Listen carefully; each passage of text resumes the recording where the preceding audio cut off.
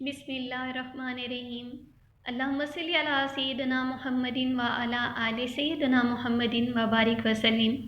अस्सलामु अलैकुम रहमतुल्लाहि व बरकातुहू। मेरे मोहतरम भाइयों और बहनों, आज हम एक ऐसे रूहानी अमल के बारे में बात करने जा रहे हैं जो सिर्फ अल्फाज नहीं बल्कि तकदीर को बदल देने वाली ताकत रखता है। क्या आपकी ज़िंदगी में रिज़्क़ के दरवाज़े बंद हैं, रिश्तों में रुकावट है, औलाद, सेहत, सुकून दिल नसीब नहीं हो रहा? तो ज़रा गौर से सुनिए।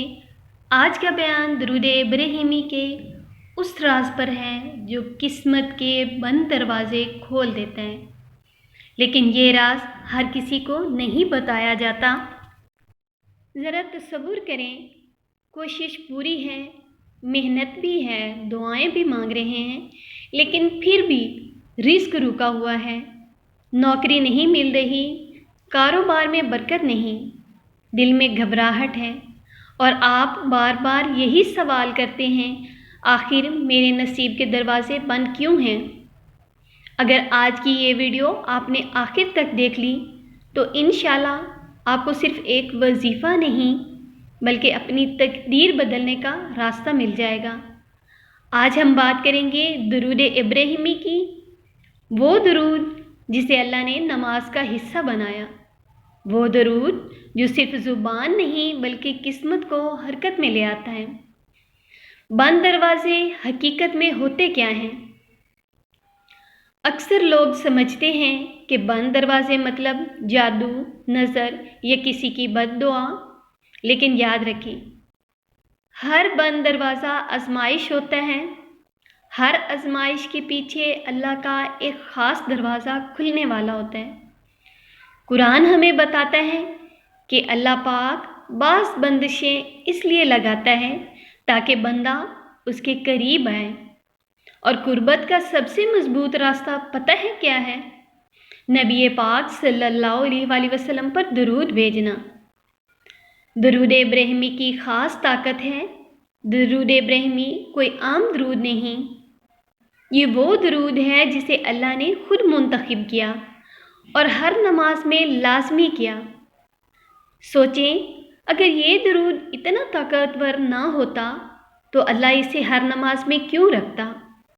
नबी पाक सल्लल्लाहु अलैहि वसल्लम ने फरमाया, जो शख्स मुझ पर दरूद भेजता है अल्लाह पाक उस पर 10 रहमतें नाजिल फरमाता है, 10 गुनाह मुआफ़ फरमाता है और 10 दर्जात बुलंद कर देता है। और रहमत जब नाजिल होती है तो सिर्फ दिल नहीं, हालात बदलते हैं।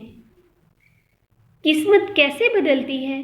याद रखें, किस्मत लिखी ज़रूर होती है, लेकिन दुआ, दरूद और नियत उसे पलट देती है। दुआ वो वाहिद इबादत है जो तकदीर को बदल देती है, और दुआ अगर दरूद पाक में लपेटी हो तो वो दुआ फ़ौरन कबूल हो जाती है। दुरूद इब्राहिमी 3 सतहों पर काम करता है। दिल की बंदिश खोलता है, रूह को अल्लाह से जोड़ता है और हालात को हरकत में ले आता है। इसीलिए जो लोग मुस्तकिल दुरूद इब्राहिमी पढ़ते हैं उनके रास्ते खुद ब खुद बनते चले जाते हैं। अब आते हैं असल अमल की तरफ, जो मैं चाहती हूँ आप मुकम्मल तवज्जो से सुने। दुरूद पाक पढ़ने का वक्त फजर के बाद या इशा की नमाज के बाद। आप 2 रकत नफल पढ़ें, बावज़ू होकर किबला रुख बैठें, आंखें बंद करें और अपने दिल में आपकी जो सबसे बड़ी परेशानी है उसको लाएं। दरूद पाक पढ़ने का जो अमल है, आप दरूद इब्राहिमी को सबसे पहले आप 3 या 5 मरतबा सलाम पेश करें। कोई सा भी, वो जो नमाज में सलाम है, पहले वो सलाम आप पढ़ेंगे, उसके बाद 313 मरतबा दरूद इब्राहिमी की तस्बीह पढ़ेंगे, तवज्जो के साथ, कामिल यकीन के साथ और अपनी यकसुई के साथ, और खालिस अल्लाह पाक की रज़ा। नीयत बहुत मैटर करती है। फिर आप दिल से दुआ, ये दिल में यही दुआ करें کہ یا اللہ میرے مقدر کے وہ دروازے کھول دے جہاں سے مجھے خیر، رزق، سکون اور عزت ملے، اور جو حاجت ہے اس کا نام لیں۔ پھر آپ 11 مرتبہ، 3 مرتبہ، 5 مرتبہ یا 11 مرتبہ سلام پڑھیں۔ یہ عمل کم از کم 40 دن کریں، اور آپ یہ جو پڑھیں گے نا، اس کا ثواب آپ نے آقا جان صلی اللہ علیہ وآلہ وسلم کی بارگاہ میں پیش کرنا ہے، اور آقا کریم صلی اللہ علیہ وآلہ وسلم کے وسیلے سے بی بی جان سیدہ بی بی فاطمہ الزہرا سلام اللہ علیہا کو اور تمام اہل بیت کو اس کا ہدیہ کرنا ہے۔ اس عمل میں آپ نے ناغہ نہیں کرنا۔ یہ عمل کس لیے ہے؟ یہ سوال پیدا ہوتا ہے۔ ہر طرح کی پریشانی، بے روزگاری کے لیے، رشتوں کی بندش کے لیے، قرض دار کے لیے، کاروبار میں نقصان والوں کے لیے، دل کی بے سکونی والوں کے لیے، لیکن شرط یہی ہے کہ یقین کے ساتھ جس بھی حاجت کے لیے کریں، یہ سب کے لیے ہے۔ عام غلطی جس سے لوگ محروم رہتے ہیں، اکثر لوگ عمل تو کرتے ہیں لیکن شک کے ساتھ کہ پتہ نہیں ہوگا، جلدی نتیجہ مانگتے ہیں، صبر نہیں کرتے، یا صرف آزمانے کے لیے کہ چلے یہ بھی کر کے دیکھ لیتے ہیں۔ ایسا کرنے سے کبھی بھی آپ کی حاجت اور مشکل حل نہیں ہوگی۔ جب آپ شک کے ساتھ کریں گے، یقین نہیں ہوگا، اور ہر عمل جو آپ کر رہے ہوتے ہیں اس کے نتائج لازمی آتے ہیں، لیکن یہ ہے کہ بے صبری نہیں کرتے۔ صبر کے ساتھ اور اخلاص کے ساتھ عمل کیا ہوا کبھی رائے گا نہیں جاتا، اور وہ قبولیت لے کر ہی آتا ہے۔ یاد رکھیں، درود کوئی جادو نہیں، یہ اللہ سے تعلق ہے۔ جب تعلق مضبوط ہوتا ہے تو دیر ہو سکتی ہے لیکن انکار نہیں۔ ایک روحانی حقیقت، درود شریف پڑھنے والا شخص تنہا نہیں رہتا۔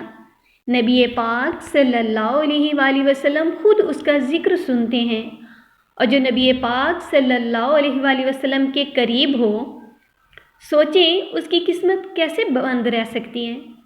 جب آپ بار بار درود پاک پڑھ رہے ہیں اور آقا جان صلی اللہ علیہ وآلہ وسلم کی بارگاہ میں آپ کی حاضری لگ رہی ہے، آپ کا نام پیش ہو رہا ہے، اور آپ کے نام کے ساتھ آقا کریم صلی اللہ علیہ وآلہ وسلم کی بارگاہ میں جب آپ درود پاک پڑھتے ہیں نا، تو آپ کا وہ درود پاک بھی پیش ہو رہا ہوتا ہے، ساتھ میں آپ کی حالت بھی، آپ جس حالت میں پڑھ رہے ہیں وہ بھی پیش ہو رہی ہوتی ہے۔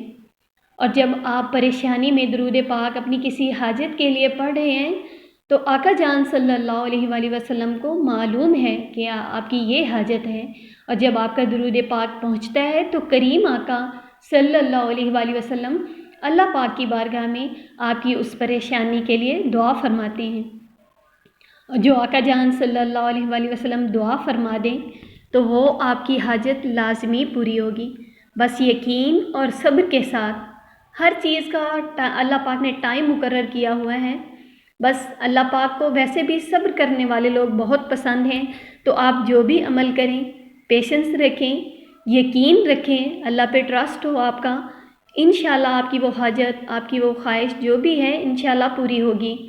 بس وہی بات ہے کہ یقین اور توجہ کے ساتھ عمل کبھی رائے گا نہیں جاتا۔ اگر آج آپ کو لگا کہ یہ بات دل کو لگی ہے تو سمجھ لیجئے اللہ پاک آپ کو بلا رہا ہے۔ درود ابراہیمی کو اپنی زندگی کا حصہ بنا لیں اور دیکھیں کیسے بند دروازے کھلتے ہیں، اور کھلیں گے بھی ایسے کہ خاموشی سے کھلتے چلے جاتے ہیں اور پتہ بھی نہیں چلتا۔ میری دعا ہے کہ اللہ پاک ہمیں محبت، ادب اور شوق کے ساتھ درود پاک پڑھنے کی توفیق عطا فرمائے۔ آپ درود پاک خود بھی لکھیں، لوگوں کو بھی دعوت دیں درود پاک پڑھنے کی، اور ساتھ ساتھ درود پاک کی کثرت کریں۔ میری دعا ہے کہ اللہ پاک جتنے بھی لوگ پریشان ہیں، پوری امت مسلمہ کی پریشانیاں دور فرمائے، سب کی مشکلیں حل فرمائے، اور سب کی حاجات پہ اپنی نظر رحمت عطا فرمائے۔ آمین ثم آمین۔